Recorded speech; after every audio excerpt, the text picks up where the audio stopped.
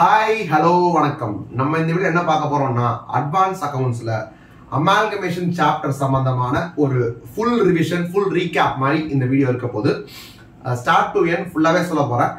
But எவ்வளவுக்கு இந்த video ஷார்ட்டா வைக்க முடியுமோ சோ தட் எக்ஸாம்க்கு முன்னாடி இந்த ரிவைஸ் இந்த வீடியோ பார்த்துட்டு போனாலே அமால்கமேஷன் ஃபுல்லா போட முடியும் அப்படின்ற மாதிரியான ஒரு லெவலுக்கு நான் சொல்ல போறேன். ஓகேவா, ஸ்டார்ட் பண்ணலாம்.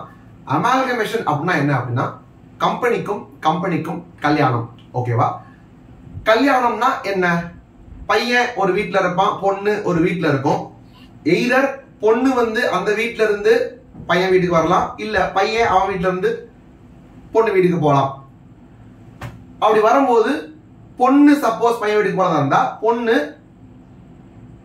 பையனுக்கு தேவையான அவங்க ரெண்டு பேருக்கும் தேவையான பொருட்கள் எல்லாத்தையும் அவங்க வீட்டுல இருந்து எடுத்துட்டு பையன் வீட்டுக்கு போகும். இல்லாட்டினா பையன் அவனுக்கும் அந்த பொண்ணுக்கும் தேவையான பொருட்கள் எல்லாம் எடுத்துட்டு அந்த பொண்ணு வீட்டுக்கு போவான். நார்மலா நடக்குது. இல்லாட்டா என்ன பண்ணுவாங்கன்னா பொண்ணும் அவங்க வீட்டை விட்டு வெளியே வந்து பையனும் அவங்க வீட்டுக்கு வெளியே வந்து ரெண்டு பேரும் வெளியே வரும்போது தேவையான பொருட்கள் எல்லாம் வெளியே எடுத்துட்டு வந்து புதுசா ஒரு வீட்டுக்குள்ள போயிட்டு அங்க போய் வாழ போறாங்க. இவ்வளவுதான் ஜெனரலா கல்யாணம் நடக்கும் இல்லையா? இது மூணுமே என்ன அப்படின்னா amalgamation in the nature of purchase. ஒரு கம்பெனி இன்னொரு கம்பெனியை வாங்குது, இந்த கம்பெனி அந்த கம்பெனியை வாங்குது அப்படின்ற மாதிரி. அப்படி இருக்கும்போது இந்த கம்பெனி செல் பண்ணுது அப்படின்னு சொன்னா எதை செல் பண்ணுதுன்னா அந்த கம்பெனியவே செல் பண்ணுது.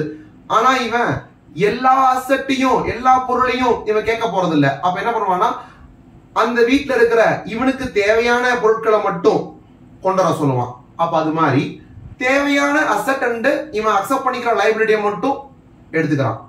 அதே மாதிரி இவங்க வீட்டுல வரதா இருந்து சொன்னா இங்க இருக்கிற தேவையான அசட் அண்ட் லைபிலிட்டி மட்டும் இவங்க எடுத்துக்கிறாங்க. இல்ல புது வீட்டுக்கு போறதா இருந்தா புது கம்பெனி ஃபார்ம் பண்றதா இருந்தா இந்த கம்பெனில இருக்கிற தேவையான அசட் லைபிலிட்டி அண்ட் இந்த கம்பெனில இருக்கிற தேவையான அசட் லைபிலிட்டி எடுத்துட்டு புது கம்பெனி ஃபார்ம் பண்ண போறாங்க. ஃபர்ஸ்ட் சிச்சுவேஷன்ல இந்த கம்பெனி இந்த கம்பெனியை வாங்குதுன்ற மாதிரியும் இந்த கம்பெனியை வாங்குதுன்ற மாதிரி இருக்கும். அந்த மூணாவது சிச்சுவேஷன்ல ஒரு புது கம்பெனி இருக்கு பாத்தீங்கன்னா அந்த புது கம்பெனி தான் இந்த ரெண்டு கம்பெனியுமே வாங்குது அப்படின்ற மாதிரி இருக்கும். சோ இந்த கம்பெனியும் both will become selling company. அந்த புதுசா ஃபார்ம் பண்ண கம்பெனி தான் பர்ச்சேசிங் அப்படின்ற மாதிரி மாறிடும். ரைட்?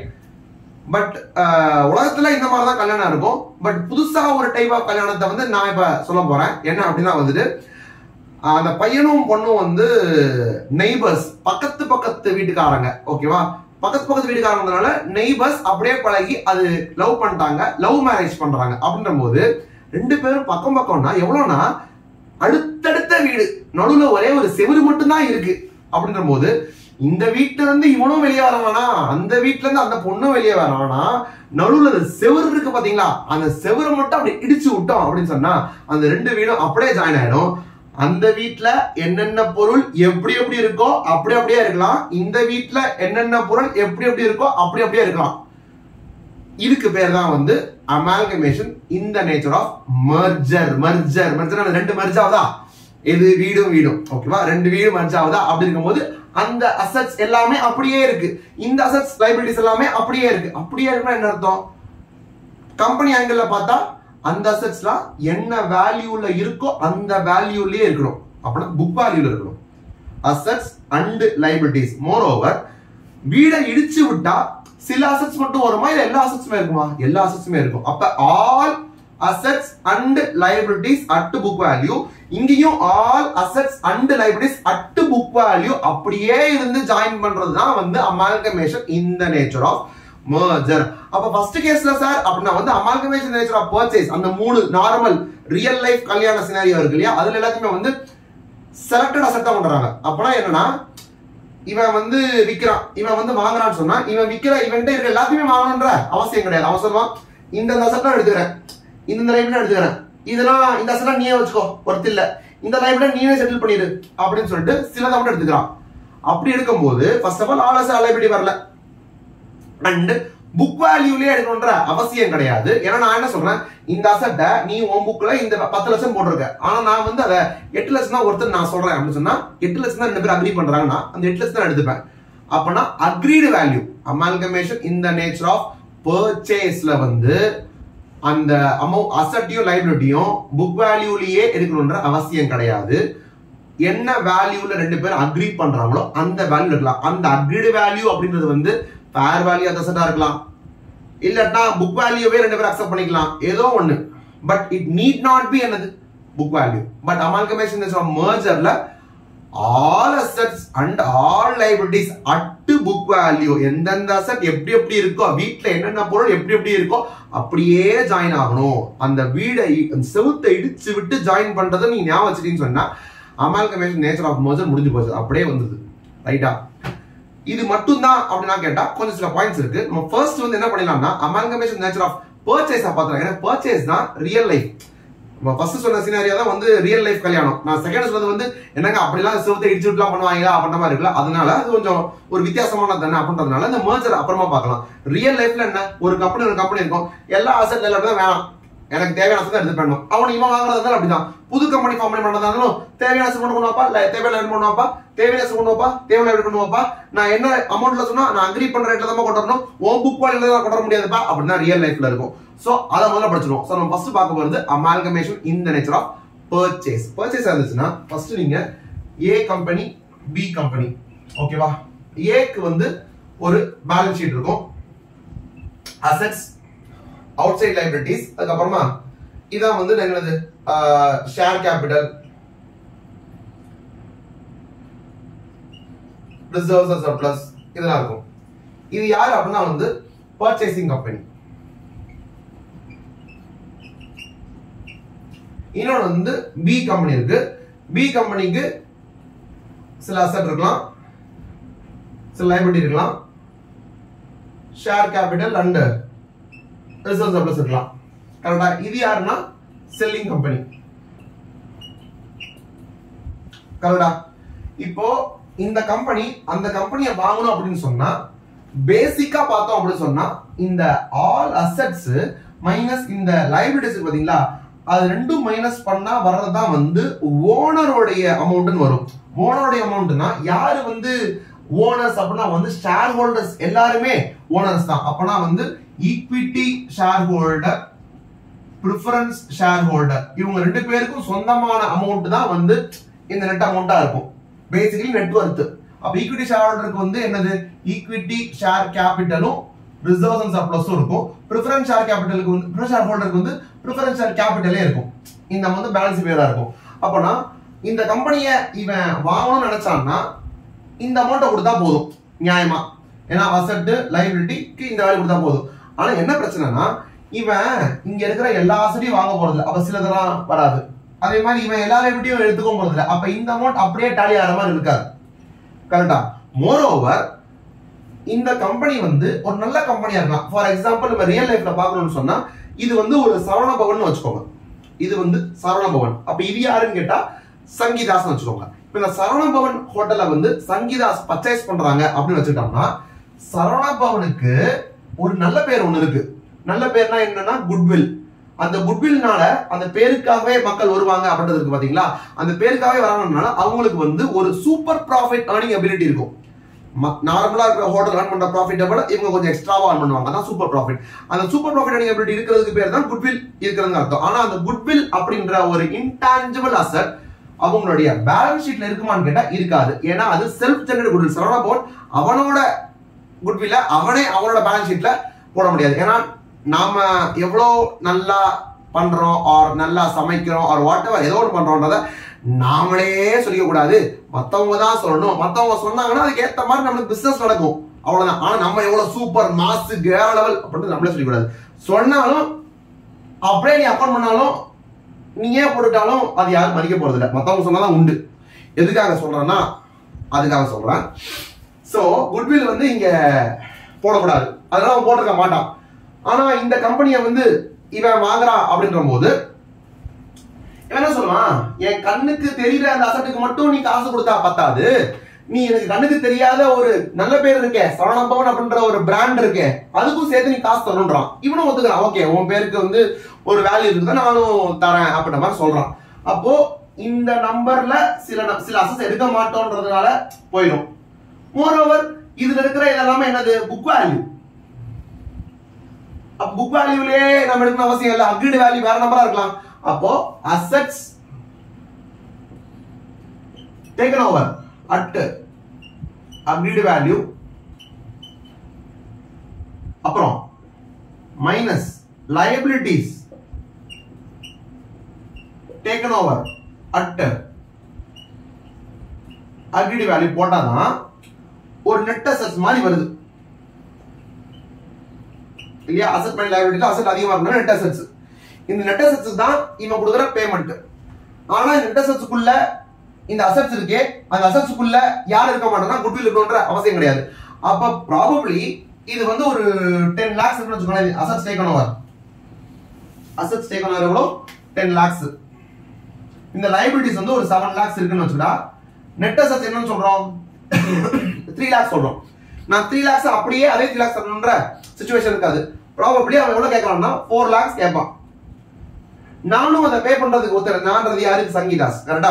சங்கீதாஸும் பே பண்ண ஒத்துக்கிறதுன்னு சொன்னா என்ன அர்த்தம்னா 3 lakhs வந்து கண்ணுக்கு தெரியற நெட் அசெட்ஸ் இருக்கு, கண்ணுக்கு தெரியாத ஒரு அசெட் இருக்கு 1 lakh, அதுதான் வந்து குட்வில்னு அர்த்தம். அப்போ வந்து அவன் 4 lakhs பே பண்ண வேண்டிய இருக்கான். அப்படின்னா நெட் அசெட்ஸ் 3 lakh, பட் இதுக்கு நான் பே பண்ண வேண்டிய consideration, purchase consideration 4 lakhs. PC is greater than net assets. PC na purchase consideration. பே பண்ற அமௌண்ட் நெட் அசெட்ஸ் விட அதிகமா இருக்குன்னு சொன்னா என்ன? அசெட்டையும் தாண்டி பே பண்றேன் அப்படின்றதுனால இது வந்து குட்வில் அரைஸ் ஆகிற சிச்சுவேஷன். இதுவே உல்டா PC less than net assets இருக்குன்னு சொன்னா எடுத்துட்டு வர நெட் அசெட்ஸை விட நான் கம்மியா பே பண்றேன் அப்படின்னு சொன்னா நெட் அசெட்ஸ்க்காவது பே பண்ணிருக்கணுமே, நீ அதை விட கம்மியா பே பண்ற அப்படின்னு பார்த்தா குட்வில் இல்ல, கரெக்டா கூட நான் பே பண்ணல, கம்மியா பே பண்றது அர்த்தம். கம்மியா பே பண்றது எனக்கு ஒரு ப்ராஃபிட். அது ஆக்சுவலா அது ஒரு 3 லட்சம் வர்த்து அசெட் உள்ள கொண்டு வந்துட்டு நான் வெறும் 2.5 லட்சம் தான் பே பண்றேன்னு வச்சுக்கோங்களேன். அப்படி 50,000 வந்து இன்டைரக்டா ஒரு ப்ராஃபிட் இருக்கு. ஆனா அந்த ப்ராஃபிட் வந்து நானா உழைச்சு பிசினஸ் பண்ணி சம்பாதிச்ச ப்ராஃபிட் கிடையாது. ஒரு அமால்கமேஷன் அப்படின்ற ஒரு டிரான்சாக்ஷன்ல வந்துட்டு எனக்கு கிடைச்ச ப்ராஃபிட். அதனால இது வந்து நார்மல் ரெவென்யூ ப்ராஃபிட் கிடையாது, இது வந்து கேபிட்டல் ப்ராஃபிட். கேபிட்டல் ப்ராஃபிட் அது எங்க போகணும் அப்படின்னா வந்து கேபிட்டல் ரிசர்வ். ரைட் ஆச்சா? அப்போ இந்த அசெட்ஸ் எல்லாம் கொண்டு வரணுமா? யாரு? இந்த பர்ச்சேசிங் கம்பெனி வந்து உள்ள கொண்டு வரணுமா? அதுக்கு வந்து என்ட்ரி போட்டு அக்கௌண்ட் பண்ணணும் இல்லையா?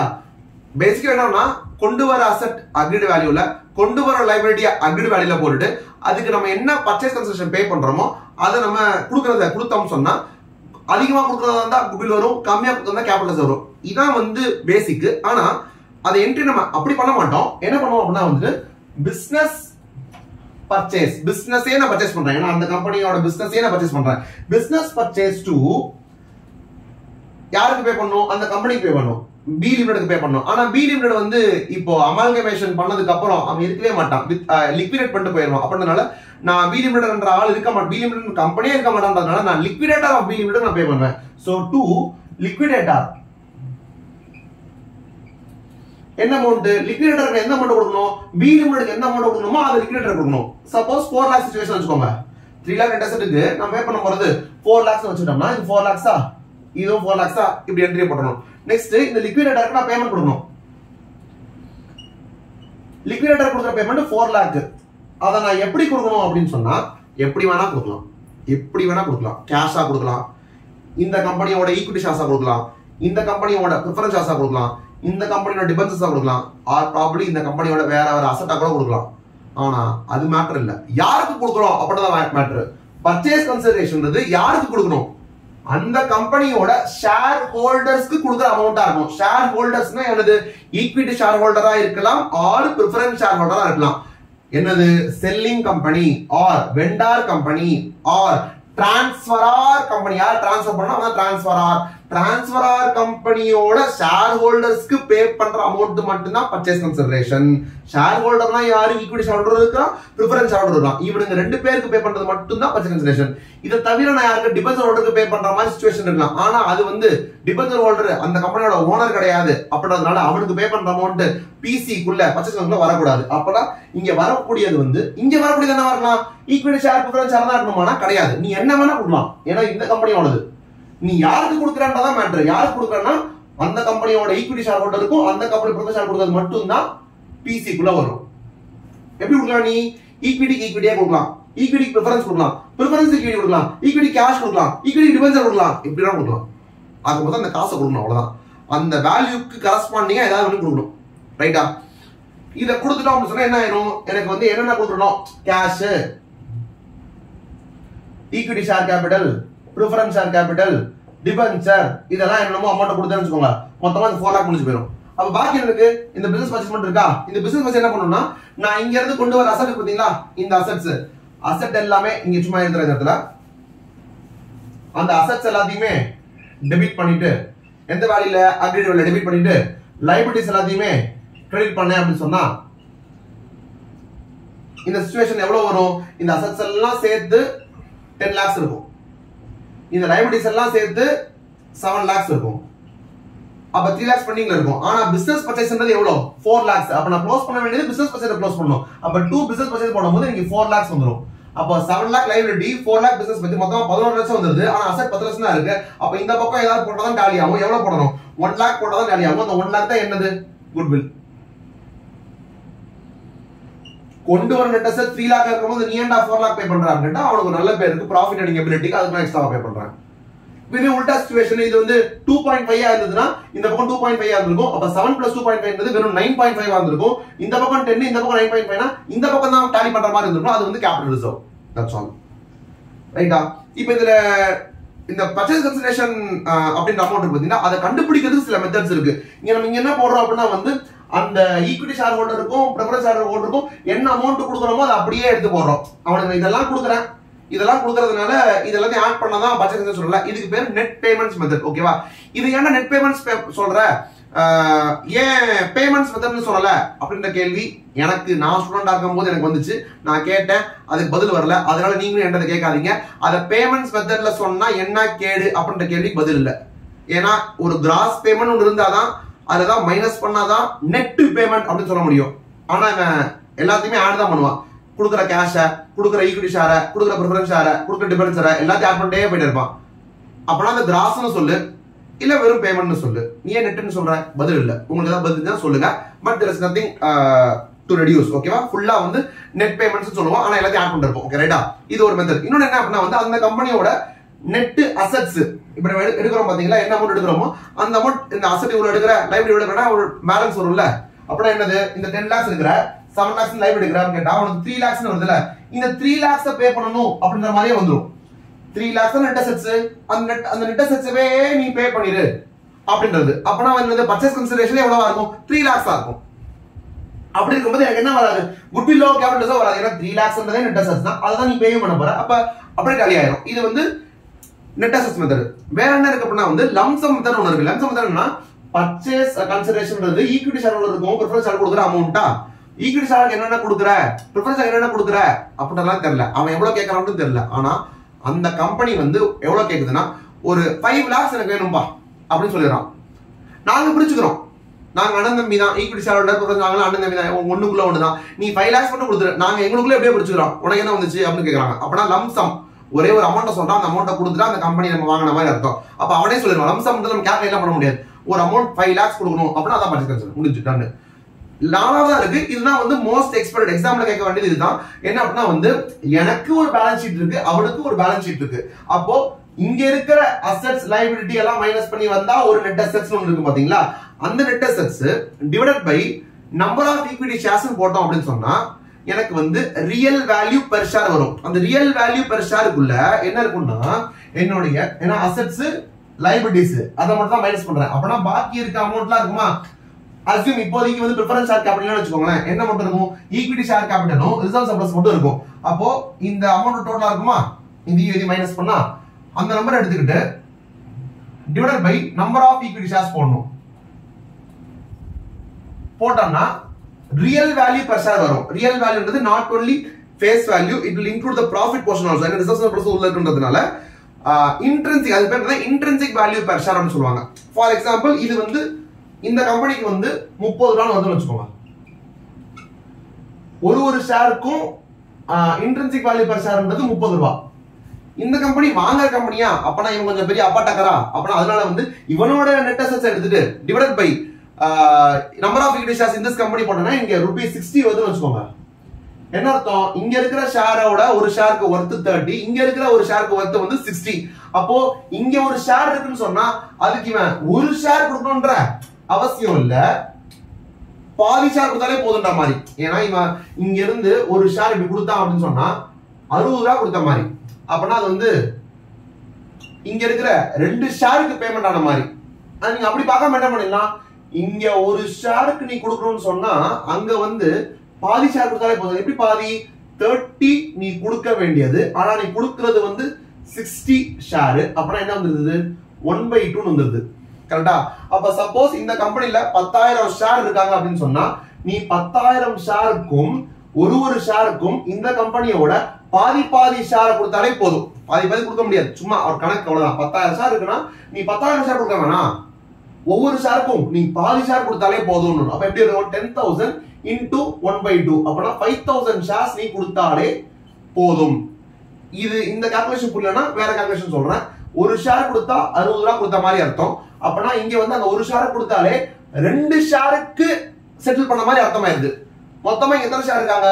10,000 ஷேர் இருக்காங்க. அங்க ஒரு ஷேர் கொடுத்தாலே இங்க 2 ஷேருக்கு செட்டில் பண்ண மாதிரி இருக்கா? அப்பனா 10,000 ஷேர்ஸ் இருக்கு. அப்ப எத்தனை தடவை நீ அந்த ஒரு ஷேர் கொடுக்கணும்? ஒரு ஷேர் கொடுத்தா இங்க 2 செட்டில் ஆகுதுல, அப்ப டிவைட் பை 2 போட்டா 10,000 டிவைட் பை 2 போட்டோம்னா இந்த 5,000 வந்துரும். அப்ப நீ 5,000 ஷேர்ஸ் தரணும்ன்ற மாதிரி இருக்கும். ரெண்டு கணக்குல இந்த கணக்கு உங்களுக்கு புரியுது, எடுத்துக்கோங்க. ஓகே ரைட்டா? அப்ப இது வந்து என்னன்னா இன்ட்ரின்சிக் வேல்யூ பெர் ஷேரை பேஸ் பண்ணி பண்றது அப்படின்னு சொல்லுவாங்க. ஆர் எக்ஸ்சேஞ்ச் ஆஃப் ஷேர்ஸ் மூலமா பண்றாங்கன்னு சொன்னா இது. அப்ப என்ன மெத்தட்? நெட் பேமெண்ட்ஸ் மெத்தட் இருக்கு, கொடுக்கறத ஆட் பண்ணிக்க வேண்டியதான். அப்புறமா நெட் அசெட்ஸ் இருக்கு, taken over asset taken over liability போட்டு மைனஸ் பண்ணா வர அமௌண்ட் இருக்கும், அந்த அமௌண்ட்டை பே பண்ற மாதிரி எடுத்துக்கிறது. மூணாவது வந்து அவனே கொடுத்துற லம்சம், ஈக்விட்டி ஷேருக்கும் பிரெஃபரன்ஸ் ஷேருக்கும் தனித்தனியா இல்லாம மொத்தமா ஒரு அமௌண்ட் கொடுக்கணும் சொன்னா அது வந்து லம்சம் மெத்தட். நாலாவது மெத்தட் என்ன? இந்த கம்பெனியோட இன்ட்ரெஸ்ட் வேல்யூ பெர் ஷேர், இந்த கம்பெனியோட இன்ட்ரெஸ்ட் வேல்யூ பெர் ஷேர். அப்ப இவனோட ஒரு ஷேருக்கு நான் எவ்வளவு ஷேர் கொடுக்கணும்னு கண்டுபிடிச்சிட்டு ஒரு ஷேருக்கு நான் பாதி ஷேர் தரணுமா? மொத்தம் நீ 10,000 ஷேர் வச்சிருக்கா, ஒவ்வொரு ஷேருக்கும் பாதியா 10,000 இன்டு பாதி போட்டோம்னா 5,000 ஷேர்ஸ் வந்துரும். இந்த இந்த 4 மெத்தட்ல ஏதாவது மெத்தட்ல பர்ச்சேஸ் கண்டுபிடிக்கலாம். ரைட்டா? இப்போ உங்களுக்கு பர்ச்சேஸ் கண்டுபிடிக்கிறது தெரிஞ்சு போச்சு, குட்வில் கேபிட்டல் எப்படி வந்து தெரிஞ்சு போச்சு, இந்த புக்ஸ்ல எப்படி அக்கவுண்ட் பண்ணி தெரிஞ்சு போச்சு. 3 entry, business purchase to liquidator, அப்புறமா லிக்விடேட்டர் டு நீங்க என்னென்ன கொடுக்குறீங்களோ அதெல்லாம் அப்படின்றது போட போறோம். அப்புறமா பிசினஸ் பர்ச்சேஸ் வந்து என்னது? அசெட் லைபிலிட்டி கணக்கு. அப்ப taken over asset agreed value, taken over liability agreed value, business purchase என்ன அமௌண்ட் போட்டுருக்கீங்களோ பிசி தான் போட்டுருப்பீங்க, அந்த பிசி க்ளோஸ் பண்ணீங்கன்னு சொன்னா ஒண்ணு அந்த பக்கம் டெபிட் சைடுல வரும் குட்வில், இல்லன்னா கிரெடிட் சைடுல வரும் கேபிட்டல் ரிசர்வ். முடிஞ்சா? இப்போ இது எல்லாமே எந்த புக்ஸ்ல அப்படின்னு கேட்டா இந்த பர்ச்சேசிங் கம்பெனி புக்ஸ்ல. ஆனா செல்லிங் கம்பெனி இருக்கு பாத்தீங்களா, அந்த செல்லிங் கம்பெனி என்ன பண்ணிருக்கான்? வித்துட்டு இருக்கான் அப்படின்னு சொன்னா அவன் வந்து எல்லா அசெட்டையும் நீ எடுத்துக்கிற அசெட்டை எடுத்துக்கோப்பா, லைஃப்ல எடுத்துக்கோப்பா அப்படின்னு சொல்றான். அவன் அசெட் லைஃப் தான் க்ளோஸ் பண்ணணும். க்ளோஸ் பண்றதுக்கு என்ன பண்ணணும்? ஒரு அசெட் ஒரு 10 லட்சம் பேலன்ஸ் கட்டிட்டு சொன்னா அது க்ளோஸ் பண்ணதுக்கு என்ன பண்ணணும்? அசெட் 10 லட்சம் பேலன்ஸ் கட்டினா அந்த அசெட் டெபிட் பேலன்ஸ் கட்டிட்டு இருக்கும். அசெட் க்ளோஸ் பண்ண என்ன பண்ணுது? கிரெடிட் பண்ணணும். எங்க டெபிட் பண்றது? அசெட் கிரெடிட் பண்றா ஓகே, அப்ப 2 அசெட்னு போடுறா ஓகே. எதை டெபிட் பண்றது அப்படின்னா அதுக்கு தான் யூஸ் பண்ண வேண்டிய லெஜர் வந்து realisation account. Okay, so realisation அக்கவுண்ட்ல என்னென்ன நீங்க போடணும் அப்படின்னா ரியலைசேஷனோட டெபிட் சைடுல நீங்க அவன் என்னென்ன அசெட்லாம் டேக் ஓவர் பண்றானோ அது எல்லாத்தையும் போடணும். எந்த வேல்யூல அப்படின்னு கேட்டா நம்ம ஃபேர் வேல்யூல எடுத்துட்டு போறானே, அதனால ஃபேர் வேல்யூல போடணுமா இல்ல அக்ரிட் வேல்யூல போடணுமா அப்படின்னு கேட்டா அதுல போடக்கூடாது. நம்ம இந்த ரிலேஷன் அக்கவுண்ட் போடுறதுக்கான பர்பஸே வந்து இருக்கிற அக்கவுண்டோட பேலன்ஸை க்ளோஸ் பண்றது. அப்ப அக்கவுண்ட்ல புக்ஸ்ல வந்து 10 லட்சத்துல இருந்தா அவன் 12 லட்சம் எடுத்தா என்ன, வெறும் 6 லட்சத்துல எடுத்தா என்ன, நம்மளுக்கு அது கவலை கிடையாது. 10 lakhs புக்ல காட்டுது, 10 lakhs நான் க்ளோஸ் பண்ணணும். அப்பனா 2 அசெட் 10 lakhs தான் போடணும். அப்ப ரியலைசேஷன் வரும்போது ரிலேஷன் அக்கவுண்ட் டெபிட் 2 அசெட், என்னென்ன அசெட்லாம் எடுக்கிறானோ all the assets at book value போடணும். அதே மாதிரி என்னென்ன லைபிலிட்டி அவன் டேக் ஓவர் பண்றானோ all those liabilities at book value போடணும். இதுல ஒரே ஒரு அடிஷனல் பாயிண்ட் என்ன அப்படின்னு சொன்னா நம்ம இங்க பேசுறது வந்து இது சங்கீதாஸ் இது சரவணபவன் சொல்லிருக்கோமே, ப்ராபபிலி இது கொஞ்ச நாளைக்கு முன்னாடி வந்து வேற ஒரு ஹோட்டல்ல இவன் பர்ச்சேஸ் பண்ணிருக்கலாம். இப்ப எப்படி சங்கீதா சரவணா பர்ச்சேஸ் பண்ற மாதிரி சரவணா வந்து வேற ஒரு ஹோட்டல்ல பர்ச்சேஸ் பண்ணிருக்க சான்ஸ் இருக்கு. அந்த ஹோட்டல்ல பர்ச்சேஸ் பண்ணிருக்கும் போது அந்த என்ட்ரில ஒரு குட்வில் வந்திருக்க சான்ஸ் இருக்கு. அப்ப இந்த அசெட்ஸ்க்குள்ள குட்வில் ஒன்னு இருந்திருக்க சான்ஸ் இருக்கு. அந்த குட்வில் இருக்கு பாத்தீங்களா, அந்த குட்விலையும் கன்சிடர் பண்ணி தான் இந்த பிசிஎம் செட் பண்ணுவான். அப்படின்றதுனால இங்க அசெட் டேக்கன் ஓவரை மட்டும் நீங்க ரியலைசேஷன் போடும்போது அந்த குட்வில்லையும் நீங்க போட்டுறணும். அவன் பிசிக்கலா எடுத்துட்டு போறானா அப்படின்னா பார்க்க முடியாது. ஏன்னா இன்டான்ஜிபிள்ஸ் அதை கொண்டு போய் அவன் ரெக்கார்ட் பண்ண கூட மாட்டான். அவன் என்ன பண்ணுவான், இருக்கிற ரியல் அசெட்டையும் ரியல் லைபிலிட்டியும் போட்டுட்டு பிசியை போட்டுட்டு பேலன்சிங் வேலை குட்வில் ஆஃப் கேபிட்டல்ஸா போடுவான். இங்க இருக்க குட்வில் அப்படியே போய் அக்கௌண்ட் பண்ண மாட்டான். அப்ப இங்க இருக்கிற அக்கௌண்ட் அவன் கொண்டு போலையே, அதனால அசெட் டேக்கன் ஓவர்ல வரக்கூடாது, அசெட் நாட் டேக்கன் ஓவர்ல வந்துரும் அப்படின்ற நினைக்கிறோம். Like that you should not think. நீங்க என்ன பண்ணிடணும்னா, பிசினஸே நான் வித்துட்டேன்ற போது பிசினஸையே ஒருத்தன்ட்ட வித்துட்டு குட்வில்ல மட்டும் இன்னொருத்தன்ட்ட விற்க முடியாது. யோசித்து பாருங்க, சரவணபவன் இந்த பையன் அசெட் லைபிலிட்டி எல்லாம் எடுத்துக்கோ, ஆனா சரவணபவன் பேர் இருக்கு பத்தியா, இதை மட்டும் நான் வேற ஒருத்தர் வித்துட்டான்னு சொன்னா என்ன பைத்திய மாதிரி பேசலாம் சொல்லுவேன். ஏன்னா வந்து உன் அசெட்டே போயிடுச்சு, உன் இடத்தையே நீ வந்து எல்லாத்தையும் கொடுத்துட்டு அவன்கிட்ட பேரை மட்டும் நான் தனியாக வைக்கணும். பேரும் போச்சு, அதோட போயிடுச்சு, அவ்வளவுதான். அந்த பேருக்கு அவன் வேல்யூ கொடுக்கல, அதை பத்தி இல்ல, பேருக்கும் சேர்த்தா அவன் மட்டும் பிக்ஸ் பண்ணிருக்கான், அவ்வளவுதான் முடிஞ்சு இருக்கு. அப்படின்ற போது அசெட் டேக்கன் ஓவருக்குள்ள என்ன வந்துடணும், குட்வில்லும் வந்துடும். எந்த குட்வில், செல்லிங் கம்பெனியோட புக்ஸ்ல குட்வில் அப்பியர் ஆச்சுன்னா அது அவனோட குட்வில்லா இருக்க சான்ஸ் இல்ல. அவன் எங்க இருந்து பர்ச்சேஸ் பண்ணிருந்தா வேட்டை வாங்கியிருந்தா அந்த பர்ச்சேஸ் என்ட்ரியில குட்வில் வந்திருந்தா அந்த பர்ச்சேஸ் குட்வில் அங்க இருக்கும். ரைட். அப்போ ரியலைசேஷன் அக்கவுண்ட்ல all assets taken over and including goodwill at book value, credit சைடுல all liabilities taken over at book value போடணும். இது ரெண்டுத்துக்கும் தான் அவன் கொடுக்குறது என்னது, பிசி. அப்ப போய் பிசி நம்ம யாரோட புக்ஸ் இவன் புக்ஸ் தான் இருக்கும், செல்லிங் கம்பெனி புக்ஸ் தான் இருக்கும். யார் எனக்கு வந்து பிசி தரணும், அவன் பர்ச்சேஸ் கம்பெனி, பர்ச்சேஸ் கன்சிடரேஷன் யார் தரணும், பர்ச்சேசிங் கம்பெனி தரணும். அப்ப purchasing company account debit to எதுக்கு அகைன்ஸ்டா கொடுக்குறான், நெட் அசெட்ஸ் அகைன்ஸ்டா கொடுக்குறான். இந்த நெட் அசெட்ஸ் எங்க உட்கார்ந்துட்டு இருக்கு, ரியலைசேஷன் அக்கவுண்ட்ல உட்கார்ந்துருக்கு. அப்போ purchasing company account debit which is A limited account debit to realisation account. அப்ப எங்க வரும், டு ரியலைசேஷன். அப்ப ரியலைசேஷனோட கிரெடிட் சைடுல பை ஏ அக்கவுண்ட் அப்படி போட்டு வந்துரும், பர்ச்சேசிங் கம்பெனி ஏ அக்கவுண்ட் போட்டு வந்துரும். அப்ப இந்த பக்கம் நெட் அசெட்ஸ் உட்கார்ந்துட்டு இருக்கும், புரியுதா, அக்கவுண்ட் இப்படி இருக்கா, நெட் அசெட்ஸ் இப்படி இருக்கா, அந்த பக்கம் பை பிசி போடுறோமா, பிசி வந்து நெட் அசெட்ஸோட ஜாஸ்தியா இருக்க சான்ஸ் இருக்கா. அப்ப ஜாஸ்தியா இருந்துச்சுன்னா அது யாருக்கு போற மாதிரி இருக்கணும், இந்த கம்பெனி ஓனர் யாரு, ஈக்விட்டி ஷேர்டருக்கு போற மாதிரி இருக்கணும். சோ இப்ப ஃபைனல் அமௌண்ட் ஈக்விட்டி ஷேர்டர் கொண்டு போகணும். ஆனா அதுக்கு முன்னாடி நம்ம என்ன பண்ணிட்டு இருக்கோம், இப்போ லிக்விடேஷன் பண்ணிட்டு இருக்கோம். லிக்விடேஷன் பண்ணிருந்தோம்னா நம்ம யாரை அப்பாயிண்ட் பண்ணிருப்போம், லிக்விடேட்டர் அக்கவுண்ட் பண்ணிருப்போம். இன்ஃபேக்ட் நம்ம என்ட்ரி போடுறதே அந்த அவன் போடுறதே வந்து பிசினஸ் பர்ச்சேஸ் டு லிக்விடேட்டர் அப்படிதான் போடுறோம். அப்படின்னா நான் லிக்விடேட்டர் அப்பாயின்மெண்ட் பண்ணா அப்ப அவனுக்கு ஒரு சம்பளம் வந்து லிக்விடேட்டருக்கு ஒரு எக்ஸ்பென்ஸ் கமிஷன் மாதிரி ஒன்று போகும் இல்லையா, அது இருக்கலாம். அவன் வந்து சில பேரை அப்பாயிண்ட் பண்ணி அந்த அசட்டை விற்கிறதுக்கான வேலையெல்லாம் பண்ண சான்ஸ் இருக்கு. அப்ப அதுக்கு ஒரு எக்ஸ்பென்ஸ் நடக்குமா இல்லையா, அசட் எல்லாம் வித்து பைசா பண்ணணும்னு சொன்னா ஒருத்தனை அப்பாயிண்ட் பண்ணி பண்றோம்னா அவனுக்கு ஒரு அமௌண்ட் கொடுக்கணும். அப்ப லிக்விடேஷன் ஒரு எக்ஸ்பென்ஸ் இருக்கும். இது யாரோட எக்ஸ்பென்ஸ், யாரு லிக்விடேட் பண்றானோ செல்லிங் கம்பெனி அவனோட எக்ஸ்பென்ஸ். ஃபார் எக்ஸாம்பிள் நான் வந்து 10,000 ரூபாய் எனக்கு செலவாதுன்னு சொன்னா இந்த 10,000 எனக்கு எக்ஸ்பென்ஸ். இந்த எக்ஸ்பென்ஸ் யார் பண்ணிக்கணும், இந்த கம்பெனியோட ஓனர் பேர் பண்ணிக்கணும். இந்த ஓனர் வந்து பேர் பண்ணிக்க போறிய ப்ராஃபிட் தான் ரியலைசேஷன் அக்கவுண்ட்ல உட்கார்ந்துருக்கு. Assets taken over, liability taken over, PC போட்டு அந்த ப்ராஃபிட்டோ லாஸோ உட்கார்ந்துருக்கு. அதோட சேர்த்து இதையும் சேர்த்து கொண்டு போயிடலாம். அதனால என்ன பண்ணிக்கணும்னா, மோர் ஓவர் ஒரு எக்ஸ்பென்ஸ் இருந்துச்சுன்னா நம்ம எங்க கொண்டு போனோம், ஜெனரலா பீனல் அக்கவுண்ட் டெபிட் பண்ணுவோம். இப்போ வந்து பீனல் அக்கவுண்ட்லாம் போறது கொண்டு நம்மளே அசெட் ஐ மீன் நம்மளோட கம்பெனியை க்ளோஸ் பண்ணி போறோம். அப்படின்னா ரியலைசேஷன் அக்கவுண்ட்ல டெபிட் பண்ணி டு கேஷ்னு போடலாம். ஏன்னா செலவு பண்றேன், அது திருப்பி வர போறதுல லாஸ் தான். யார் பண்ண போறோம்னா இந்த கம்பெனியோட ஈக்விட்டி ஷேர் பேர் பண்ண போறோம். சோ ரியலைசேஷன் அக்கவுண்ட்லயே டு கேஷ்னு போடலாம். இதான் என்ட்ரி. ஆனா சப்போஸ் क्वेश्चन உங்களுக்கு கொடுக்குறான் 10,000 வந்து உங்களுடைய ரிலேஷன் எக்ஸ்பென்ஸா இருக்கு. ஆனா அந்த ஏ கம்பெனிக்கால அவன் வந்து ஃபுல்லா அதை வந்து பேர் பண்ணிக்கிறேன், நான் வந்து உனக்கு ரீஇம்பர்ஸ் பண்ணிடுறேன் அப்படின்னு சொன்னா ரீஇம்பர்ஸ் பண்றேன்றான். அப்பனா வந்து நீ கேஷ் பே பண்ணுவ, ஆனா அது உனக்கு எக்ஸ்பென்ஸ் ஆக போறதுல இவன் கொடுத்துட போறான். கரெக்டா? அப்ப இது எப்படி என்ட்ரி வரும், ரியலைசேஷன்ல போய் நீ அதை போடணும் அவசியம் இல்லை. ஏன்னா யார் தர போறா, ஏ கம்பெனி தர போறா. அப்ப நீ எக்ஸ்பென்ஸ் கொடுத்துறதுனால டு கேஷ் 10,000 ரூபாய், ஆனா டெபிட் பண்றது ரியலைசேஷன்ல போட மாட்டோம், ஏ கம்பெனி டெபிட் பண்ணி வச்சிருவோம். ஏ கம்பெனி நமக்கு ஆல்ரெடி வந்து பிசி தர வேண்டியது இருக்கு. பிசி போக இந்த 10,000 சேர்த்து தரேன்னு சொல்றாங்க. கரெக்டா? பிசி போக 10,000 சேர்த்து தரேன்னு சொல்றான். இந்த பாயிண்ட் ஞாபகம் வச்சுக்கோங்க. அப்ப நாங்க வேற ஒன்று பேசுவேன், அப்ப லிங்க் பண்ணிக்கோங்க. ஓகேவா? 10,000ன்றது அவன் கொடுத்தான்றதுனால ரியலைசேஷன் அக்கவுண்ட்ல டெபிட் பண்ண வேணாம், ஏ கம்பெனி டெபிட் பண்ணி டு கேஷ்னு போட்டுடலாம். நான் ஏ கொடுக்குறேன்னு கேட்டா ஏ கொடுக்கல, நான் லிக்விடேட்டர் தான் கொடுத்துருப்பேன். இருந்தாலும் ஏ கம்பெனி திருப்பி கொடுப்பான்றதுனால நான் ஏ அக்கவுண்ட் டெபிட் பண்ணிடுவேன். ரைட்டா? இப்பதான் த்ரில்லிங்கான மொமெண்ட். 10,000 rupees எக்ஸ்பென்ஸ், ஆனா அதுல 7,000 மட்டும் அவன் ரீஇம்பர்ஸ் பண்றேன்னு சொல்றான். அப்ப 10,000 நான் காசு கொடுக்கணும், அப்ப 2 கேஷ் 10,000 வந்துரும். ஆனா அதுல 7,000 மட்டும் தான் இவன் தரேன்றான். அப்ப பாக்கி 3,000 ரியலைசேஷனுக்கு போகணும். அப்ப என்ட்ரி எப்படி வரும், 7,000 அக்கவுண்ட் 7,000 rupeesக்கு வந்து ஏ அக்கவுண்ட் டெபிட், 3,000 rupeesக்கு வந்து ரியலைசேஷன் அக்கவுண்ட் டெபிட், 2 கேஷ்க்கு 10,000 ரூபாய். அப்ப 3,000 மட்டும் ரியலைசேஷன்ல எக்ஸ்பென்ஸா லாஸா மாதிரி உட்காரும், அது ஷேரோட ஈக்விட்டி ஷேரோட பேர் பண்ணுவான். ரைட்டா? அப்ப இந்த பாக்கி அமௌண்ட்டை இவன் கொடுப்பான். பர்ச்சேஸ் கன்சிடரேஷன் போக ஒரு 7,000 கொடுக்க போறான். கரெக்டா? அப்ப ரிலேஷன் அக்கவுண்ட்ல இதெல்லாம் வந்துருச்சா? இது போக என்ன இருக்கலாம்னா, இப்போ assets taken over, liability taken over தான் இங்க இருக்கு. அப்ப பாக்கி assets not taken over, liability not taken ஓவர்லாம் இருக்குல்ல, அந்த நாட் டேக்கன் ஓவர் அசெட்டை நம்ம விற்க ட்ரை பண்ணணும். ஏதோ ஒரு அமௌண்ட் வர்ற அமௌண்ட் வித்து விட்டுறணும்.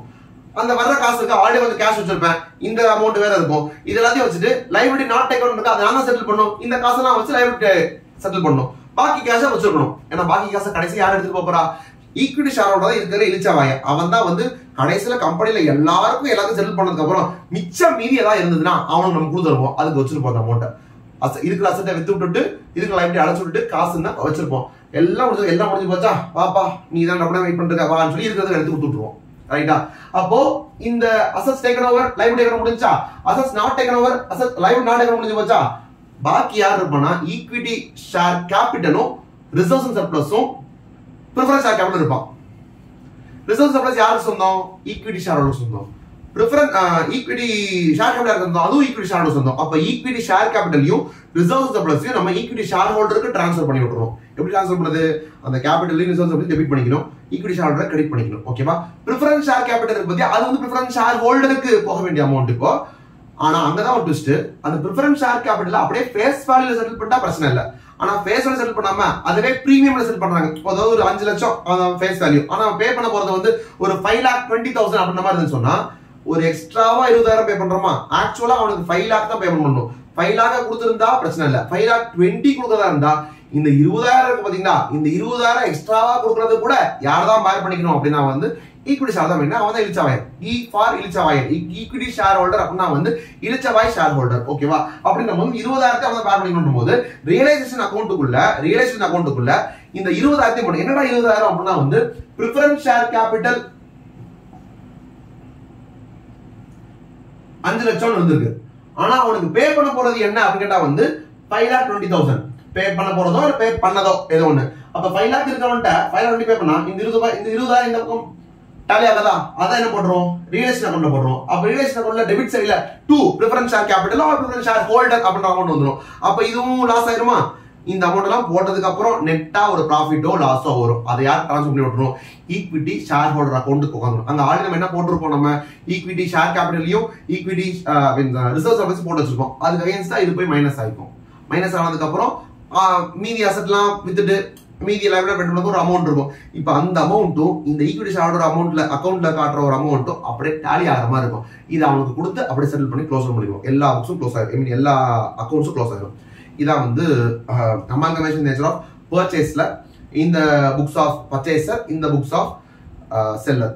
இதுல ஒரு அடிஷனல் இன்ஃபர்மேஷன் என்ன அப்படின்னா, இப்ப நீங்க சொல்லும் போதே உங்களுக்கு தெரிஞ்சிருக்கும், ரிசர்வ்ஸ் அண்ட் சர்ப்ளஸ் நம்ம டேக் ஓவர் பண்ண முடியாது. ஏன்னா அசட்டையும் லைபிலிட்டியும் ரிசர்வ் நம்ம டேக் ஓவர் பண்ண முடியாது. ஆனா சம்டைம்ஸ் ஸ்டாச்சுட்டரி ரிசர்வ் இருக்கும். ஸ்டாச்சுட்டரி ரிசர்வ்னா என்னன்றதெல்லாம் கேட்காதீங்க, அவன் கொஸ்டினே கொடுத்துருவான். This is a statutory reserve to be maintained mandatory சொல்லுவாங்க. அப்பனா என்ன அர்த்தம்னா ஸ்டாச்சுட்டரினா ஆக்சுவலி லா ஆர் ஆக்ட்ன்ற மாதிரி மீனிங். அப்போ ஒரு லாவோ ஆக்டோ வந்து இந்த அமௌண்ட்டை வந்து நீ ரிசர்வா மெயின்டைன் பண்ணணும்னு சொன்னா அந்த கம்பெனி வந்து மெயின்டைன் பண்ணணும். ஒரு குறிப்பிட்ட வருஷம் மெயின்டைன் பண்ணணும் சொன்னா மெயின்டைன் பண்ணணும். அது யார் மெயின்டைன் பண்ணுறதுனா செல்லிங் கம்பெனி மெயின்டைன் பண்ணுதான். இப்போ செல்லிங் கம்பெனி பர்ச்சேசிங் கம்பெனி வித்துட்டு போறான். அப்போ செல்லிங் கம்பெனி தானே அங்க போகுது. இப்ப அப்ப அவனும் மெயின்டைன் பண்ணுற மாதிரி சிச்சுவேஷன் வரும். ஆனா என்ன அப்படின்னா வந்து ரிசர்வ் தான் நம்ம டேக் ஓவரே பண்ணலையே, நம்ம அசெட்டிக்கும் லைபிலிட்டியும் பர்ச்சேஸ் கம்பேர் பண்ணி குட்வில்லோ கேபிட்டல்ஸோ போட்டு முடிச்சிட்டோமே. அப்படி இருக்கும்போது இந்த அமௌண்ட் எப்படி வரும் அப்படின்னு ஒரு பாயிண்ட் இருக்குல்ல, அந்த ஒரு பாயிண்ட் நான் சொல்றேன்.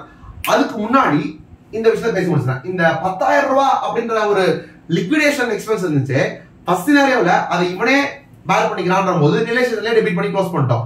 செகண்ட் சிச்சுவேஷன்ல என்டையர் 10,000 ரூபாயும் அவன் பே பண்ற மாதிரி அப்படி போட்டோம். இன்னொரு சிச்சுவேஷன்ல 7,000 ரூபாய் அவன் பேர் பண்ணிக்கிற மாதிரி போட்டோமே. இந்த 10,000 and 7,000 பேர் பண்ணி சிச்சுவேஷன்ல இந்த ஆளு பர்ச்சேசிங் கம்பெனி பர்ச்சேஸ் கன்சிடரேஷன் பே பண்றது போக இந்த 10,000மோ இல்ல ஒரு 7,000மோ பே பண்ற மாதிரி வருதா?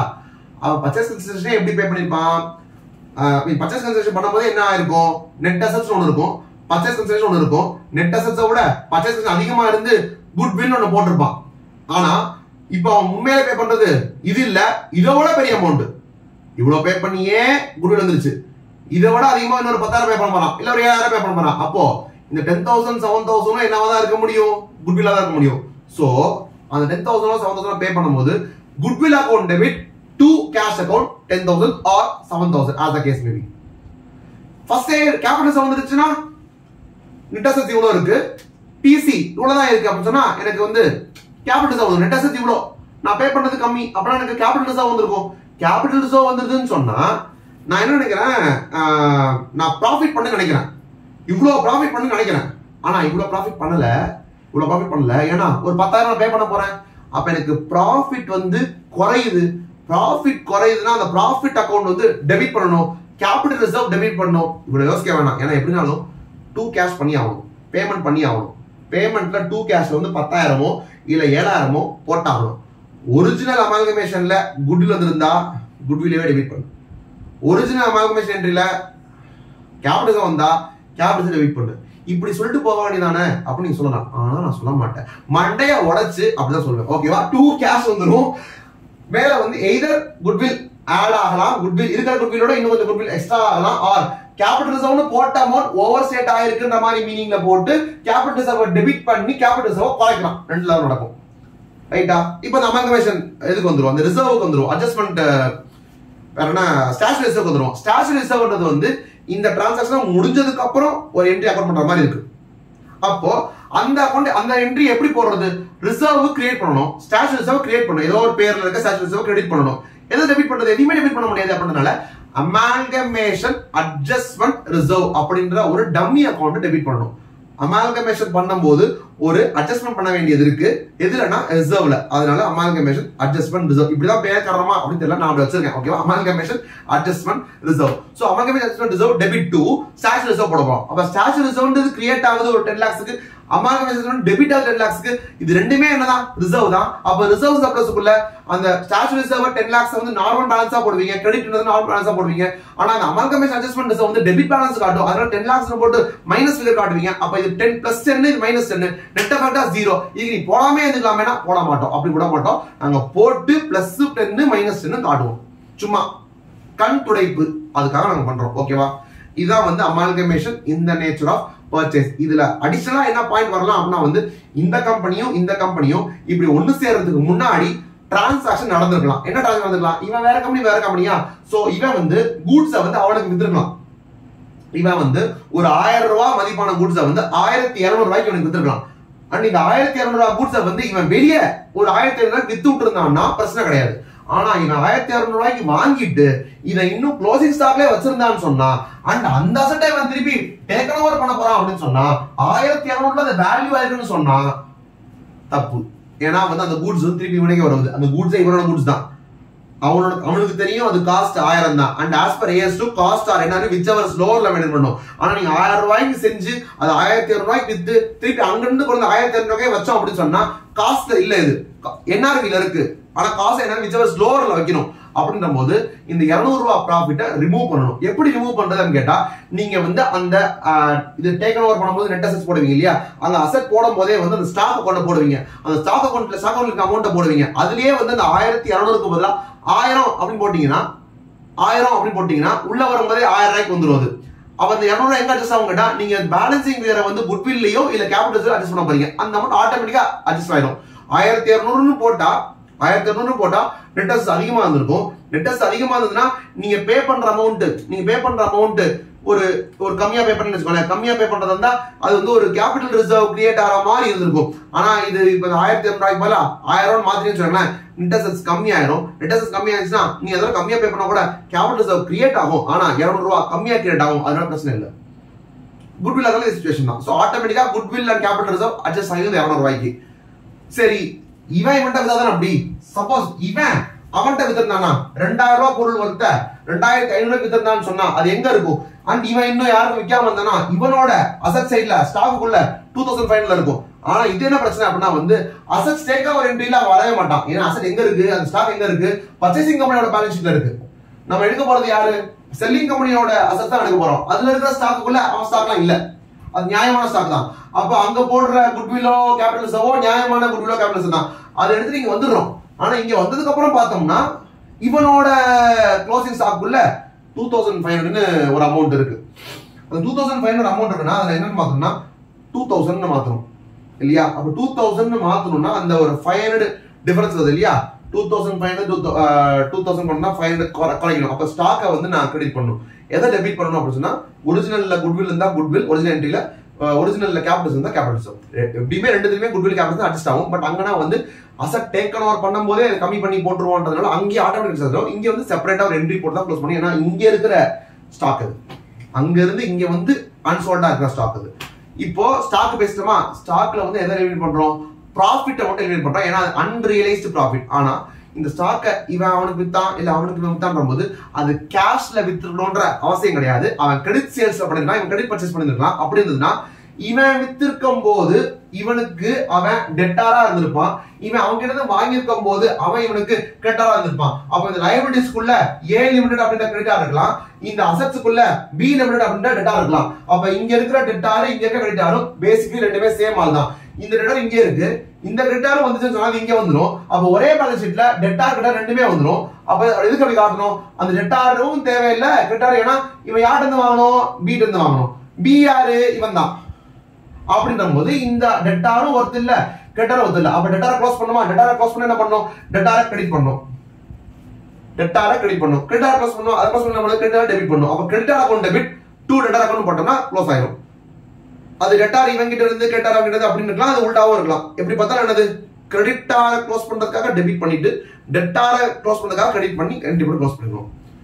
இதோட என்ன முடிஞ்சிருச்சு, amalgamation in the nature of purchase முடிஞ்சு. இன்னொன்னு என்ன, அந்த செவுத்தை இடிச்சு விட்டு அப்படியே ஒண்ணு கூடி வாழ்றாங்கல்ல அது. அப்ப அந்த ஒண்ணு கூடி வாழ்றாங்கிறது நான் சும்மா நகைச்சுவைக்காக நான் சொல்லல, அது உண்மையிலே லிட்டரல் மீனிங். ஏன்னா வந்து எல்லா பொருளும் இருக்குமா, அந்த வீட்டுல இருக்க எல்லா பொருளும் இருக்குமா, இந்த வீட்டுல இருக்க எல்லா பொருளும் இருக்குமா, அப்படின்னா all assets and all liabilities should be taken over. ஒருத்தன் இன்னொருத்தன் அப்படி ரெண்டு பேரும் அஞ்சாறாங்க அப்படின்னு சொன்னா இங்க இருக்க எல்லா அசெட்டும் வரணும், எல்லா liability வரணும். அண்ட் அசெட் அந்த பொருட்கள்லாம் எப்படி இருந்தோ அப்படி அப்படியே உள்ள வருமா, அப்படின்னா என்ன அர்த்தம், புக் வேல்யூலே வரணும். இப்ப நம்ம பார்த்தோம் எப்படி வேணா வரலாம், ஃபேர் வேல்யூல வரலாம், அக்ரிட் வேல்யூ ஏதோ சொன்னோம்ல, அப்படிலாம் இல்ல. அங்க வந்து அசெட் liability எல்லாமே வரணும், எதுவும் மிஸ் பண்ணக்கூடாது. Point number 1. இன்னொன்னு எப்படி இருக்கோ அப்படியே வரணும், அப்படின்னா புக் வேல்யூலே வரணும். ரைட்டா? அடுத்து என்ன அப்படின்னா செல்லிங் கம்பெனியா இல்ல பர்ச்சேசிங் கம்பெனியா. இந்த செல்லிங் கம்பெனி அப்படின்றவங்க வந்து அதுக்குள்ள ஒரு ஷேர் ஹோல்டர் இருந்திருப்பான்ல, அதுல இருக்கிற 90% at least 90% of the shares hold பண்ற ஷேர் ஹோல்டர்ஸ் ஆவது இந்த பர்ச்சேசிங் கம்பெனியோட ஷேர் ஹோல்டரா வாங்கணும். அப்பனா அங்க ஷேர் ஹோல்டரா இருந்தவன் அப்படியே தப்பிச்சு ஓடாம இந்த கம்பெனியோட ஷேர் ஹோல்டரா மாறணும். அப்பனா என்னன்னா, நான் பர்ச்சேஸ் கன்செஷனுக்கு பே பண்ணல, பர்ச்சேஸ் கன்செஷனுக்கு பே பண்ணும்போது அதை வந்து ஷேர்ல கொடுக்கணும். ஷேர்ல கொடுத்தாதான் என்ன ஆகும், அவன் இந்த கம்பெனி ஷேர் ஹோல்டர் ஆவான். இவனுக்கு நான் செட்டில் பண்ணும்போது நான் ஈக்விட்டி ஷேரே இஷ்யூ பண்ணேன்னு சொன்னா இவன் இஷ்யூ பண்ற ஈக்விட்டி ஷேருக்கு அவன் ஷேர் ஹோல்டர் ஆயிடுவானா, அப்ப இன்டைரக்ட் என்ன ஆயிருது, இந்த கம்பெனியோட ஈக்விட்டி ஷேர் ஹோல்டரா ஆயிடுறானா. அந்த மாதிரி 90% ஆஃப் த ஷேர்ஸ் வச்சுக்கிட்டு இருக்கிற ஷேர் ஹோல்டர் வந்து இங்க எனக்கு ஷேர் ஹோல்டரா வந்துருன்றது ஒரு point number 1. One of the points. இந்த பாயிண்ட் நடக்கும் போதே இன்டைரக்டா நடந்துரும் அப்படின்னு சொன்னா, இந்த பாயிண்ட் நடக்க வைக்கிறதுக்கே இன்டைரக்டா நடக்கணும்னு சொன்னா, அவனுக்கு நான் பர்ச்சேஸ் கன்செஷன் செட்டில் பண்ணும்போது ஈக்விட்டியில செட்டில் பண்ணலாம், ஈக்விட்டி ஷேர்ல செட்டில் பண்ணாதான் அது நடக்க சான்ஸ் இருக்கு, 90% வரதுக்கு சான்ஸ் இருக்கு. அதனால இன்னொரு பாயிண்ட் என்ன அப்படின்னா வந்து ஈக்விட்டி ஷேர்ஸ்ல மட்டும் தான் நீங்க பிசியை பே பண்ணணும். அந்த ஷேர் ஹோல்டருக்கு நம்ம பே பண்ற அமௌண்ட்டை வந்து equity share holders equity share issue பண்ணி மட்டும் தான். நம்ம மர்ஜர் இல்லாம அந்த பர்ச்சேஸ் மெத்தட் இருக்கு இல்லையா, பர்ச்சேஸ் மெத்தட்ல பார்த்தோம். பர்ச்சேஸ் கன்சிடரேஷன் எந்த மெத்தட்ல வேணா, ஐ மீன் என்ன கொடுத்து வேணா செட்டில் பண்ணலாம், கேஷ் கொடுக்கலாம், ஈக்விட்டி ஷேர் கொடுக்கலாம், ப்ரிஃபரன்ஸ் ஷேர் கொடுக்கலாம், டெபிட் ஷேர் கொடுக்கலாம், என்ன வேணா பேசலாம். ஆனா இங்க அமல்கமேஷன் நேச்சர் ஆஃப் மர்ஜரா இருக்கும்போது, அதாவது செவுத்தை இடிச்சு விட்டு ஜாயின் பண்ணும்போது நம்ம என்ன கொடுத்து தான் பண்ணணும், ஈக்விட்டி ஷேர் மட்டும் தான் கொடுத்து பண்ணணும். இந்த ஈக்விட்டி ஷேர் மட்டுமே கொடுத்து பண்ணும்போது என்ன வரலாம்னா ஃபிராக்ஷன் வரலாம். நான் கொடுக்க வேண்டியது 30,500 அப்படின்ற மாதிரி வச்சுக்கோங்களேன். இவன் வந்து 1000 ரூபாய் ஷேரா வச்சுக்கோங்களேன், சும்மா நார்மலா சொல்றேன், 30,500 கொடுக்கணும். இவன் வச்சுக்கிறது 1000 ரூபாய் ஷேர் வச்சுக்கோங்களேன். அப்ப 30,500 டிவைட் பை 1000 போட்டோம்னா 30,000 இருந்தா இது 1000 போட்டோம்னா 30 வரும். 30,500 இருந்தா 30.5 வருது. 30.5 ஷேர்ஸ் கொடுக்க முடியும். அப்ப 30 ஷேர்ஸ் கொடுத்துட்டு இந்த 0.5 ஷேருக்கான ஒருத்தர் அந்த 500 இருக்குல்ல, அந்த 500 மட்டும் கேஷ் கொடுத்துடலாம். அப்பனா ஈக்விட்டி ஷேர்ல செட்டில் பண்ணணும். But fractional shares can be settled in cash. அப்ப என்னென்ன பாயிண்ட் வந்திருக்கு, all assets and liabilities taken over பண்ணியே ஆகணும், and they should be taken over at book value. Equity share ஹோல்டர்ஸ்க்கு ஐ மீன் அந்த ஈக்விட்டி ஷேர்ஸ் கொடுத்து தான் நீங்க அதை செட்டில் பண்ணணும். அண்ட் செல்லிங் கம்பெனில 90% ஷேர்ஸ் வச்சுட்டு இருந்த ஷேர் ஹோல்டர்ஸ் வந்து இப்ப பர்ச்சேசிங் கம்பெனியோட ஷேர் ஹோல்டர்ஸ் ஆகணும். அப்பனா என்னன்னா பேசிக்கலி முன்னாடிக்கும் பின்னாடிக்கும் பெரிய டிஃபரன்ஸ் இருக்க கூடாது. ரெண்டு பேரும் அப்படியே அதான் செவுத்து அடிச்சுட்டு சேர்ந்து அப்படியே வாழ்றாங்கன்னு சொன்னா, இவன் முன்னாடி என்ன பண்ணிட்டு இருந்தானோ அதை இனிமேலும் பண்ணணும் இவங்க 2 பேரும் சேர்ந்து. அப்படின்னா என்னதுன்னா business of the selling company should be continued by the purchasing company.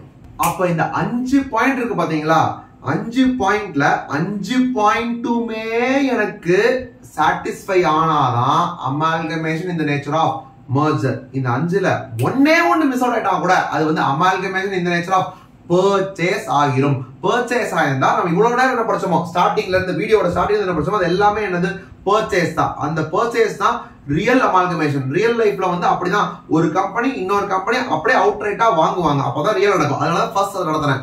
இந்த அமால்கமேஷன் மெர்ஜர்ன்றது வந்து இது வந்து பர்ச்சேஸே இல்ல, அதனாலதான் அமால்கமேஷன் பர்ச்சேஸ் கிடையாது, இது மெர்ஜர். பர்ச்சேஸே கிடையாது. 2 பேரும் அப்படியே சேர்ந்து வாழ்றாங்க, செவுத்தை இடிச்சு விட்டு அப்படியே சேர்ந்து வாழ்றாங்க. அப்போ இவன் அசெட் நீங்க யோசிச்சு பாத்தீங்கன்னா இவனோட அசெட்டும் லைபிலிட்டியும் புக் வேல்யூல அப்படியே இருக்கும், அவரோட அசெட்டும் லைபிலிட்டியும் புக் வேல்யூல டேக் ஓவர் பண்றோம். அப்ப பேசிக்கலி அந்த 2 பேலன்ஸ் ஷீட்டும் அப்படியே மெர்ஜ் ஆகுது, அவ்வளவுதான். வீடு எப்படி மெர்ஜ் ஆச்சோ, செவுத்தை இடிச்சு விட்டு அது பெரிய வீடா மாறின மாதிரி இவன் பேலன்ஸ் ஷீட்டும் அவன் பேலன்ஸ் ஷீட்டும் அப்படியே ஒண்ணுக்குள்ள ஒண்ணா மாறி 2 சேர்ந்து இந்த அசெட்ஸ் இருக்கா இவன் அசெட்ஸ் கீழே வந்துடும், இவன் லைபிலிட்டிஸ் இருக்கா அவன் லைபிலிட்டிஸ் கீழே வந்துடும். அப்போ அதனாலதான் நீங்க நல்லா யோசிச்சு பாத்தீங்கன்னா அசெட்ஸ் எல்லாத்தையும் புக் வேல்யூ எடுக்கும் போது, லைபிலிட்டி எல்லாத்தையும் புக் வேல்யூ எடுக்கும் போது, அண்ட் இவன் பிசினஸ் அவன் திருப்பி கண்டினியூ பண்ணும்போது, இங்க இருக்க ஷேர் ஹோல்டர் அங்க ஷேர் ஹோல்டர் ஆகும்போது இங்க இருக்கிற ரிசர்வ்ஸ் அங்கேயும் நம்ம டேக் ஓவர் பண்ணிக்கலாம். அதனாலதான் அமால்கமேஷன் இந்த நேச்சர் ஆஃப் mergerல reserves also will be taken over. அப்ப all assets at book value, liabilities including reserves at book value take over பண்ணோம். சார் ரிசர்வ் எல்லாம் டேக் ஓவர் பண்றோமே, அப்ப share capital reserve share capital take over பண்ணிடலாமா அப்படின்னு மட்டும் தயவு செஞ்சு கேட்றாதீங்க. ஏன்னா அந்த ஷேர் கேபிட்டல் அப்படின்றத அந்த ஷேர்ஸ் இருக்கு பாத்தீங்கன்னா, அந்த ஷேர்ஸ கிழிச்சு போட்டுட்டு தான் இவன் திருப்பி இந்த கம்பெனில இருந்து ஷேர் தர போறான். அப்ப இங்க இருக்கிற ஆல்ரெடி எக்ஸிஸ்டிங்கா இருக்கிற ஷேர் கேபிட்டலை விட இப்ப இவனுக்கு கொடுக்குற ஷேர்ஸ்னால இங்கேயே ஷேர்ஸ் இன்க்ரீஸ் தான் ஆக போகுது, ஷேர் இன்க்ரீஸ் தான் ஆக போகுது. இங்கேயே அக்கௌண்ட் ஆனதுக்கு அப்புறம் திருப்பி இதையும் கொண்டு தான் போட முடியாது. இங்க இருக்கிற அந்த ரியல் ஷேர் கேபிட்டலுக்கு தான் அவன் ஷேர்ஸ கொடுக்கவே போறான். அப்ப இந்த ஷேர் கேபிட்டல் இந்த கம்பெனியோட ஷேர்ஸ் போயிடும், இந்த கம்பெனியோட ஷேர் கேபிட்டல் வந்து இன்க்ரீஸ் ஆகும். அப்போ பேசிக்கலி இந்த ஷேர் கேபிட்டல் ஒரு மாதிரி வந்து இங்க உட்காந்துரும். அப்ப இந்த பேலன்ஸ் ஷீட்ல அசெட் எல்லாமே இது கீழே வந்து அடிக்கிடுவாங்க. அப்படியே இந்த பக்கம் லைபிலிட்டில outside liability and reserve surplus எல்லாத்தையும் அடிக்கிடுவாங்க. அப்ப அந்த ரிசர்வ் சர்ப்ளஸ்க்குள்ள ஸ்டாச்சுரி ரிசர்வ் இருந்தா கூட அதுவும் சேர்ந்து இங்க வந்துரும். அதனால அப்போ செப்பரேட்டா ஒரு என்ட்ரி போடணும்ன்ற சிச்சுவேஷன் இல்ல. அப்பனா இதுல அமால்கமேஷன் அட்ஜஸ்ட்மென்ட் ரிசர்வ் வர வாய்ப்பு இல்ல. அமால்கமேஷன் பர்ச்சேஸ்ல இருக்கும்போது ரிசர்வ்ஸ் எடுக்க மாட்டோம் அப்படின்றதுனால, ஆனா ஸ்டாச்சுரி ரிசர்வ் எடுப்போம்ன்றதுனால ஸ்டாச்சுரி ரிசர்வ் எடுக்கும்போது அதை கிரெடிட் பண்றோம், டெபிட் பண்றது யாருமே இல்லையே அப்படின்றதுனால அமால்கமேஷன் அட்ஜஸ்ட்மென்ட் ரிசர்வ் அப்படின்றத டெபிட் பண்ணி நம்ம போடுவோம். இங்கதான் எல்லா ரிசர்வும் எடுக்குமே, அந்த எல்லா ரிசர்வ் எடுக்கும் போது என்ன ரிசர்வும் வந்துடும், ஸ்டாச்சுரி ரிசர்வ் வந்துடும். அதனால அந்த பிரச்சனையே கிடையாது. இத்துடன் அமால்கமேஷன் நிறைவடைகிறது. இந்த அமால்கமேஷன் எனப்படும் கல்யாணத்துக்கு வந்து உங்களுக்கு எக்ஸாம்ல இன்விடேஷன் வச்சாங்கன்னா கொஸ்டின் பேப்பர்ல அந்த இன்விடேஷனை ஏத்துக்கிட்டு போயிட்டு கல்யாணத்தை அட்டன் பண்ணி சிறப்பிச்சுட்டு நல்லா ஃபுல் கட்டிட்டு வாங்க. இந்த வீடியோ வந்து உங்களுக்கு யூஸ்ஃபுல்லா இருந்தது அப்படின்னு சொன்னா லைக் பண்ணுங்க, ஷேர் பண்ணுங்க, சப்ஸ்கிரைப் பண்ணுங்க, கமெண்ட் பண்ணுங்க. நான் வந்து ஒவ்வொரு வீடியோலயும் லைக் ஷேரு சப்ஸ்கிரைப் சொல்றதுனாலேயே ஒருத்தரும் கமெண்ட் பண்றதுன்னு நினைக்கிறேன். அதனால நான் தெளிவாகவே சொல்றேன், லைக் பண்ணுங்க, கமெண்ட் பண்ணுங்க, ஷேர் பண்ணுங்க, சப்ஸ்கிரைப் பண்ணுங்க, என்னென்ன பண்ண முடியுமா எல்லாத்தையும் பண்ணுங்க. நன்றி, வணக்கம்.